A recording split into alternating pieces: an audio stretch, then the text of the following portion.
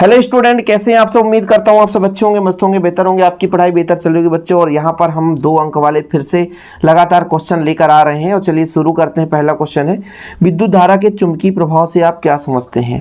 वैसे हम जानते हैं कि जब किसी चालक तार में विद्युत धारा प्रवाहित कर दे तो उसकी ओर चारों ओर चुंबकीय क्षेत्र उत्पन्न हो जाता है। इस परिघटना को हम विद्युत धारा का चुंबकीय प्रभाव कहते हैं। और कुछ सही नहीं है, एक चालक तार है, धारा बहाव, उसमें आकर्षण करने की क्षमता उत्पन्न हो गई, वही चुंबकीय प्रभाव है। हम ज़्यादा टाइम नहीं लेंगे, सुपर फास्ट। देखिए, हम चाहे तो क्वेश्चन बस लिख के दे दें बच्चों, लेकिन सोचते हैं आंसर सहित आपको समझा दूं। हो सकता है आप सोते सोते भी सुन रहे हो तो आपको याद हो जाए। मैक्सवेल के दक्षिणावर्ती पेंच का नियम क्या है। पेंच का नियम क्या है भैया, कि मान लो दक्षिणावर्ती कारक पेंच के नियम से कार के पेंच को इस प्रकार घुमाया जाए कि विद्युत धारा की दिशा आगे की ओर बढ़े, तो ऐसा करने में अंगूठा जिस ओर घुमाया जाता है ना, वही दिशा होगी बल रेखाओं की दिशा। ठीक है, यही कारक पेंच का नियम है। कहने का मतलब, जैसे मान लीजिए ये हमारा स्क्रू है, ठीक है, हम इसको घुमा रहे हैं तो अंगूठा की दिशा इधर है ना, यही इसके बल रेखाओं की दिशा होगी। देखो ना, ऐसा ये घुमा रहा हूँ तो अंगूठे की दिशा किधर है, इधर से इधर। देखो जरा यहाँ पर, देखो मैं इसको घुमाऊंगा, ये इसको घुमाने के लिए ऐसा करूँगा ना, अंदर की ओर जाएगा तो ऐसा घुमाना पड़ेगा, ऐसा घुमाना पड़ेगा, तभी स्क्रू नीचे की ओर जाएगा। तो ये अंगूठे की जो दिशा है यही बल रेखाओं की दिशा है, यही कारक पेंच का नियम है। एक एम्पियर को परिभाषित कीजिए। 1 एम्पियर वह विद्युत धारा है जो 1 मीटर त्रिज्या के 1 मीटर लंबाई के चाप में प्रवाहित करने पर चाप के केंद्र पर 10⁻⁷ मीटर पर मीटर स्क्वायर का चुंबकीय क्षेत्र उत्पन्न कर दे। एक बार इसको देखिए कि 1 एम्पियर वह विद्युत धारा है जो 1 मीटर त्रिज्या के 1 मीटर लंबाई के चाप में प्रवाहित करने पर चाप के केंद्र पर 10⁻⁷ वेबर पर मीटर स्क्वायर का चुंबकीय क्षेत्र उत्पन्न कर दे। चलिए आगे देखते हैं बच्चों, फटाफट रिवीजन करेंगे। चुंबकीय क्षेत्र में विद्युत बाही चालक पर लगने वाले बल के लिए व्यंजक लिखिए। सिर्फ सूत्र बोला है, ILB sin थीटा होता है। ठीक है, क्योंकि यदि मान लीजिए एक चालक तार है, उसमें I धारा प्रवाहित करें तो भाई यहाँ पर जो बल है वो धारा पर निर्भर करता है, उसकी लंबाई पर निर्भर करता है, चुंबकीय क्षेत्र पर निर्भर करता है, साथ में उसके साथ जो कोण बन रहा है उसके ज्या के समानुपाती होता है। तो ये सूत्र लिखने के लिए बोला गया है। संकेत बोल दिया तो भाई हमारा I क्या है, धारा, L क्या है, चालक तार की लंबाई, B चुंबकीय क्षेत्र, और थीटा क्या है, चालक और चुंबकीय क्षेत्र के बीच का कोण है। अगला क्वेश्चन है, चुंबकीय क्षेत्र की तीव्रता का SI मात्रक होता है न्यूटन पर एम्पियर मीटर। चुंबकीय क्षेत्र की तीव्रता का एम्पियर मीटर, ठीक है, और उसको परिभाषा भी देना है, यहीं से परिभाषा देना है। अभी आपने पढ़ा है चुंबकीय क्षेत्र, देखो I का मान 1 एम्पियर रख दिया जाए, L का मान 1 मीटर रख दिया जाए, और F का मान 1 न्यूटन रख दिया जाए, साथ में थीटा बराबर 90 डिग्री हो तो B का मान 1 हो जाएगा। समझ रहे, ये चीज बोला है। यदि चुंबकीय क्षेत्र के लंबवत स्थित 1 मीटर लंबे, देखो यहाँ पर चालक तार की लंबाई कितना है, 1 मीटर, 1 एम्पियर की धारा प्रवाहित कर दें तो उस पर 1 न्यूटन का बल कार्य करे, तब चुंबकीय क्षेत्र की तीव्रता 1 न्यूटन प्रति एम्पियर प्रति मीटर के बराबर होता है। चलिए, ये क्वेश्चन बहुत महत्वपूर्ण है, ये वाला अगला क्वेश्चन, कि भैया चल कुंडली धारा मापी के कुंडली के मध्य नर्म लोहे का क्रोड रखा जाता है, क्यों। इसके पीछे का रीजन क्या है, तो 2 कारण है। नर्म लोहे की चुंबकशीलता अधिक होती है, अतः इसमें से होकर अधिक से अधिक बल रेखाएं गुजरने का प्रयास करती हैं। क्यों, पहला कारण नर्म लोहे की चुंबकशीलता अधिक होती है। दूसरा बच्चों, क्षेत्र की त्रिज्यीय होने में सहायता मिलती है, मतलब ज़्यादा से ज़्यादा त्रिज्यीय होने में सहायता मिलती है, जिससे कुंडली के तल पर सदैव बल रेखाओं के समांतर होता है, मतलब कुंडली का तल जो है बल रेखाओं के समांतर बन सकता है, ये चीज़ बताया गया है। तो मुख्य रूप से एक कारण आप तैयार कर लो कि नरम लोहे की चुंबकशीलता अधिक होती है, इससे होकर अधिक से अधिक बल रेखाएं गुजर सकते हैं। इस कारण से धारामापी जो भी आपका कुंडली जो बनाया जाता है वो नरम लोहे का बनाया जाता है। अगला देखो, धारामापी में चुंबक के ध्रुव अवतल क्यों बनाए जाते हैं। अवतल बनाने का कारण क्या है, जिससे कि कुंडली का कार्य करने वाला चुंबकीय क्षेत्र त्रिज्यीय हो जाए। त्रिज्यीय मतलब ऐसा गोलीय है ना, और तल सदैव बल रेखाओं के समांतर हो। यही चीज तो यहाँ पर भी लिखा है कि भाई कुंडली का कार्य करने वाला चुंबकीय क्षेत्र त्रिज्यीय हो जाता है तो कुंडली का तल सदैव बल रेखाओं के लंबवत, बल रेखाओं के समांतर होगा, है ना, ये चीज बोला गया है। अगला क्वेश्चन होगा, क्या होगा कि यदि वोल्ट मीटर को परिपथ में श्रेणी क्रम में जोड़ दें। तो वोल्ट मीटर को परिपथ में श्रेणी क्रम में जोड़ दें तो परिपथ में धारा का मान बहुत कम होगा, क्योंकि वोल्ट मीटर का प्रतिरोध बहुत अधिक होता है। याद रखिएगा, ऐसे क्वेश्चन पूछ दिए जाते हैं कि वोल्ट मीटर को परिपथ में श्रेणी क्रम में जोड़े तो क्या परिवर्तन होगा। तो वोल्ट मीटर को परिपथ में श्रेणी क्रम में यदि जोड़ दें तो परिपथ में धारा का मान बहुत कम हो जाएगा। इसके पीछे कारण क्या है, वोल्ट मीटर का प्रतिरोध बहुत अधिक होता है। याद रखिएगा, ऑब्जेक्टिव में पूछ दिया जाता है वोल्ट मीटर का प्रतिरोध क्या होता है, अधिक होता है। अनंत मत लिख दीजिएगा। यदि अमीटर को किसी परिपथ में समांतर क्रम में जोड़ दिया जाए, देखो दोनों उल्टा कर दिया गया है। वोल्ट मीटर को ऐसे श्रेणी क्रम में नहीं जोड़ा जाता है, इसलिए बोला यदि श्रेणी क्रम में जोड़ दें तो क्या होगा। अब इसमें बोला अमीटर को किसी परिपथ में समांतर क्रम में जोड़ दें तो क्या होगा। यदि अमीटर को किसी परिपथ में समांतर क्रम में जोड़ दिया जाए तो प्रतिरोध कम होने के कारण उसमें अत्यधिक धारा बहेगी, जिससे उसका संकेतक अत्यधिक विक्षेप के कारण अत्यधिक धारा बहेगी, जिससे उसका संकेतक क्या हो, टूट सकता है। 2 बार लिख दिया गया है ना। कुल मिलाकर के यदि आपसे ऑब्जेक्टिव पूछा जाए कि वोल्ट मीटर को किस क्रम में जोड़ा जाता है तो समांतर क्रम में, और यदि अमीटर की बात की जाए तो अमीटर को श्रेणी क्रम में जोड़ते हैं। यदि समांतर क्रम में जोड़ेंगे तो जो हमारा अमीटर होता है इसका प्रतिरोध बहुत कम होता है और इस कारण से ज्यादा मात्रा में धारा बहेगी और संकेतक टूट जाएगा। बस ये सिंपल तरीके से भाषा समझो ना। इतना लंबा चौड़ा लिखा रहता है इसका मतलब नहीं कि आपको रट्टा मारना है। हमारे बात को सुनिए, समझिए कि भाई अमीटर जो है इसको समांतर क्रम में यदि जोड़ देंगे तो अमीटर का प्रतिरोध बहुत कम होता है, इसमें धारा अधिक मात्रा में बहेगी, संकेतक टूटने का खतरा बढ़ जाता है। बच्चों आगे चलते हैं। किसी विद्युत परिपथ में अमीटर को श्रेणी क्रम में ही जोड़ते हैं। क्यों, बोला ना कि समांतर क्रम में यदि जोड़ देंगे तो भैया प्रतिरोध कम होने के कारण इसमें जो है संकेतक टूटने का डर बना रहता है।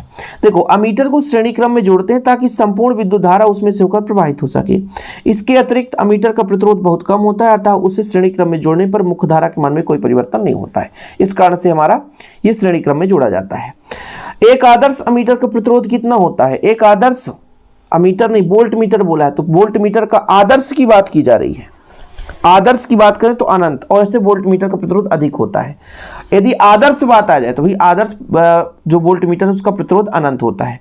और वोल्ट मीटर को किस क्रम में जोड़ते हैं तो सदैव समांतर क्रम में जोड़ते हैं। श्रेणी क्रम में जोड़ेंगे धारा के मान में कमी आ जाएगी क्योंकि प्रतिरोध अधिक होता है, याद रखिएगा। तो विद्युत परिपथ में समांतर क्रम में जोड़ा जाता है। यदि वोल्ट मीटर का प्रतिरोध अत्यधिक है तो उससे होकर नगण्य धारा प्रवाहित होती है, अतः मुख्य धारा में प्रवाहित होने वाले धारा में ज़्यादा परिवर्तन नहीं होता है। कहीं यदि मान लो किस क्रम में जोड़ दिया जाए, श्रेणी क्रम में, तो भाई ज़्यादा मात्रा में धारा बहने लगेगी और प्रतिरोध ज़्यादा ही है तो धारा का मान कम हो जाएगा। अगला क्वेश्चन है, लॉरेंज बल किसे कहते हैं। किसी चुंबकीय क्षेत्र में गतिमान आवेश पर जो भी बल लगता है, कोई आवेश गति कर रहा है उस पर जो बल लगेगा उसे हम लॉरेंज बल कहते हैं। F बराबर QVB sin थीटा के बराबर होता है। आवेश के मान पर डिपेंड करता है, आवेश के वेग पर डिपेंड करता है, आवेश के चारों ओर चुंबकीय क्षेत्र पर डिपेंड करता है, साथ में कितने कोण के साथ वो गति कर रहा है इस पर भी डिपेंड करता है। sin थीटा के जाके समानुपाती होता है। ये हमने पढ़ाया था। लॉरेंज बल किसे कहते हैं, इसका व्यंजक। तो किसी चुंबकीय क्षेत्र में गतिमान आवेश पर जो लगने वाला बल है लॉरेंज बल कहलाता है, जिसका फार्मूला है F बराबर QVB sin थीटा। अगले प्रश्न पर चलते हैं। चुंबकीय क्षेत्र की तीव्रता से आप क्या समझते हैं, एसआई पद्धति में इसका मात्रक क्या है भाई। तो मान लीजिए हमारे पास एक चुंबकीय क्षेत्र है और उस पर एकांक उत्तरी ध्रुव रखा है, वो जितने बल का अनुभव करेगा उसे चुंबकीय क्षेत्र की तीव्रता कहते हैं। टेस्ला इसका मात्रक है। चुंबकीय क्षेत्र की तीव्रता की बात कर रहे हैं, विद्युत क्षेत्र की नहीं, चुंबकीय क्षेत्र की। मान लीजिए हमारे पास चुंबकीय क्षेत्र है, उसके एकांक उत्तरी ध्रुव वहां पर रख दिया गया, तो जितने बल का अनुभव करेगा उससे हम बोलेंगे बच्चों क्या बोलेंगे भाई, चुंबकीय क्षेत्र की तीव्रता बोलेंगे। एसआई मात्रक टेस्ला है। चुंबकीय क्षेत्र रेखाओं की परिभाषा लिखिए। वह काल्पनिक वक्र जहां एकांक उत्तरी ध्रुव गमन कर सके। समझ रहे हैं, मेरे अनुसार आप परिभाषा याद करो कि चुंबकीय क्षेत्र रेखा की बात कर रहा हूं, वह काल्पनिक रेखा जहां एकांक उत्तरी ध्रुव गमन कर सके उसे हम क्या बोलते हैं, चुंबकीय क्षेत्र रेखा कहते हैं। और यहां पर भी देखो अलग से, किसी चुंबकीय क्षेत्र कि वह रेखा, वह वक्र है जिसमें किसी बिंदु पर खींची गई स्पर्श रेखा उस बिंदु परिणामी बल की दिशा को प्रदर्शित करता है। बिल्कुल सही है। यह क्षेत्र रेखा है चुंबक के बाहर उत्तरी ध्रुव से दक्षिणी ध्रुव की ओर और अंदर दक्षिणी ध्रुव से उत्तरी ध्रुव की ओर जाती है। तो दो परिभाषा बता रहा हूं ना। किसी भी चुंबकीय क्षेत्र में खींचा गया वह काल्पनिक वक्र जहां एकांक उत्तरी ध्रुव गमन कर सकता है उसे चुंबकीय क्षेत्र रेखा कहते हैं। दो रेखाएं एक दूसरे को नहीं काटती, क्यों। ये क्वेश्चन हमने विद्युत क्षेत्र में बात किया था कि दो विद्युत क्षेत्र रेखाएं या दो चुंबकीय क्षेत्र रेखाएं नहीं काटती। तो चूंकि चुंबकीय क्षेत्र रेखाओं की परिभाषा आपने पढ़ लिया कि खींची गई स्पर्श रेखा पर परिणामी बल की दिशा को प्रदर्शित करता है। यदि मान लीजिए दो रेखाएं एक दूसरे को काट देंगी तो कटान बिंदु पर दो रेखाओं की दो स्पर्श रेखा होगी, और दो स्पर्श रेखा होगी तो वहां पे कहीं ना कहीं दो परिणामी दिशा को प्रदर्शित करेगा, जो कि संभव नहीं है। इसलिए कहते हैं कि क्षेत्र रेखाएं कभी काटती ही नहीं है। यदि दो क्षेत्र रेखाएं एक दूसरे को काट दें तो भैया वहां पे दो स्पर्श रेखा बनेगा। जब दो स्पर्श रेखा बनेगा तो कहीं ना कहीं उसमें जो बल का परिमाण है दो होगा, है ना, दो दिशाओं को व्यक्त करेगा, जो कि संभव नहीं है, इसलिए एक दूसरे को नहीं काटती। चुंबक के चुंबकीय आघूर्ण को परिभाषा दीजिए और SI मात्रक लिखिए। थोड़ा इसको फार्मूला बेस्ड भी आप समझोगे। भैया हमारा ये जो टाउ है ये बल आघूर्ण है, MB साइन थीटा है। अब बोला गया कि B का मान 1 रख दो, B का मान 1 रख दो, और साइन थीटा का मान जैसे M हो गया, B का मान 1 रख दो, और थीटा हमारा 90 डिग्री हो जाए, तो जो हमारा टाउ है वो M के बराबर हो जाएगा। जो टाउ है बल आघूर्ण जो है ये किसके बराबर हो जाएगा, ठीक है। तो किसी चुंबक का चुंबकीय आघूर्ण प्रत्यानयन बलयुग्म आघूर्ण के बराबर हो जाएगा। M क्या है, चुंबकीय आघूर्ण है, टाउ प्रत्यानयन बलयुग्म आघूर्ण है, तो ये बराबर हो जाएगा। लेकिन कब, जब उस चुंबक पर भैया एकांक तीव्रता, B का मान क्या रखा गया, एकांक तीव्रता, और 90 डिग्री मतलब एक समान चुंबकीय क्षेत्र के लंबवत रखा हो।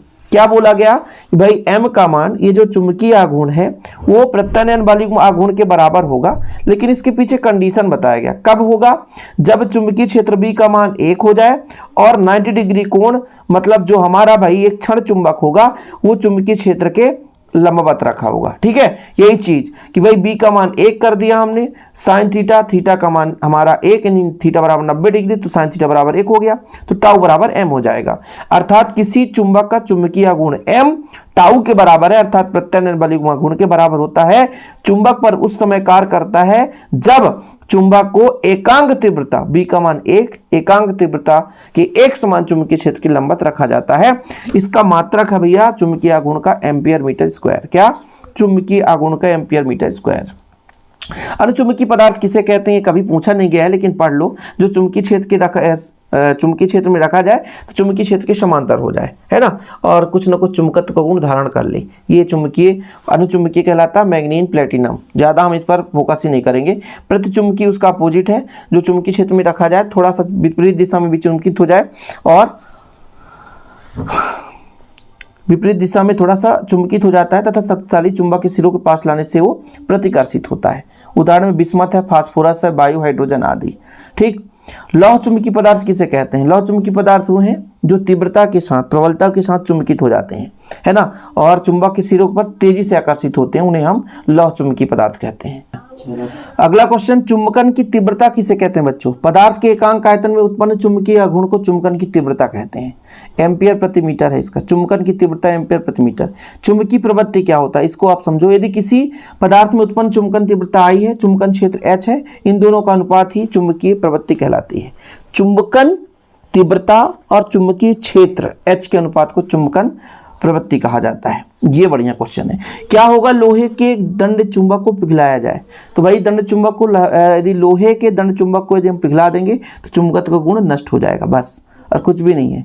चुंबकत्व का गुण क्या हो जाएगा, नष्ट हो जाएगा, ठीक, कोई दिक्कत तो नहीं बच्चों। एक ये क्वेश्चन है, यदि आपसे पूछा जाए चुंबकीय क्षेत्र में अनुचुंबकीय और प्रतिचुंबकीय क्षणों में कैसे अंतर समझोगे, तो जब अनुचुंबकीय को रखेंगे तो चुंबकीय क्षेत्र के समांतर हो जाएगा, लेकिन प्रतिचुंबकीय को रखते हैं तो चुंबकीय क्षेत्र के लंबवत हो जाता है। याद रखिए, क्योंकि वो दूर भागने की कोशिश करता है, प्रतिकर्षित होता है ना। चुंबकीय क्षेत्र में यदि अनुचुंबकीय पदार्थ को रखेंगे तो ये समांतर हो जाएगा, वहीं पर प्रतिचुंबकीय पदार्थ को रखेंगे तो सीधा लंबवत हो जाएगा, तो इसलिए ऐसा होता है इसमें। अगला प्रश्न है, चुंबकीय फ्लक्स क्या है, इसका SI मात्रक। तो जैसे हमने विद्युत फ्लक्स के बारे में बताया था कि विद्युत बल रेखाओं की कुल संख्या, लंबवत गुजरने वाले विद्युत बल रेखाओं की कुल संख्या विद्युत फ्लक्स कहलाती है।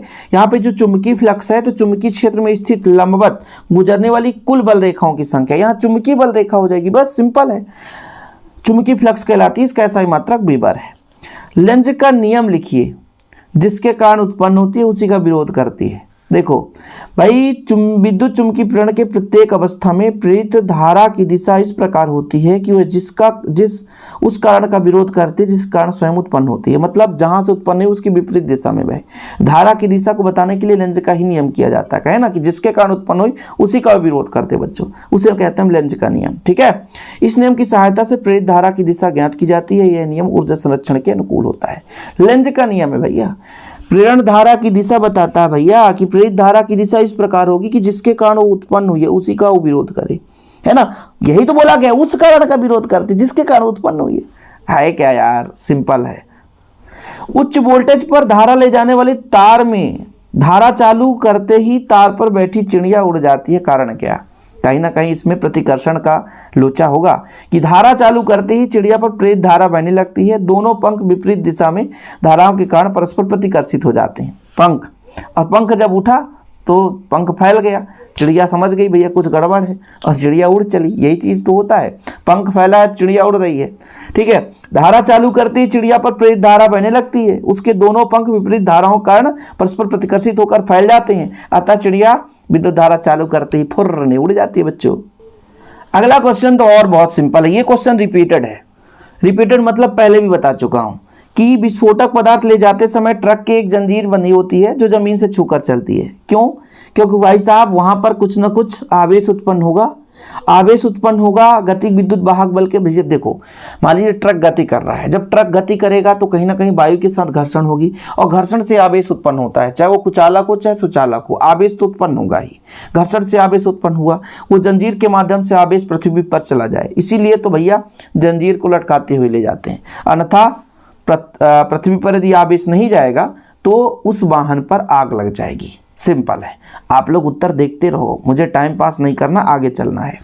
प्रतिरोध बॉक्स के भीतर लगे प्रतिरोध की कुंडली बनाने के लिए तार को दोहरा जो मोड़ा जाता है, क्यों? ऐसा करने से तार के आधे भाग में विद्युत धारा एक ही दिशा में तथा आधे भाग में विपरीत दिशा में प्रवाहित होती है, तथा दोनों भाग एक दूसरे के चुंबकीय क्षेत्र को समाप्त कर देते हैं, जिससे प्रेरित धारा उत्पन्न नहीं होती है। अगला क्वेश्चन देखो, बढ़िया क्वेश्चन है। विद्युत परिपथ बंद करते समय स्विच में चिंगारी क्यों दिखाई देती है? बताओ। अचानक बंद करने से केवल विभवांतर बढ़ जाएगा। विद्युत परिपथ बंद करते समय परिपथ में बद्ध चुंबकीय फ्लक्स शीघ्रता से परिवर्तन होता है, फलस्वरूप प्रबल विद्युत वाहक बल उत्पन्न हो जाता है। परिणाम स्वरूप स्विच के सिरों पर इतना उच्च विभवांतर हो जाता है कि मध्य में स्थित वायु का रोधन टूट जाता है।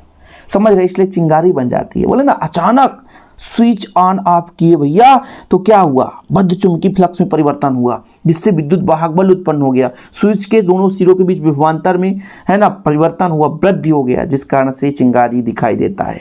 अन्योन प्रेरण किसे कहते हैं? जब मान लीजिए हमारे पास दो कुंडली है, एक कुंडली में हमने धारा बहाया, दूसरी कुंडली में प्रेरित धारा उत्पन्न हो गई, यह परिघटना अन्योन प्रेरण कहलाती है। और स्वप्रेरण का भी यदि आ जाए, स्वप्रेरण क्या कहलाता है? तो जब हम क्या करते हैं, स्वप्रेरण है क्या बच्चों?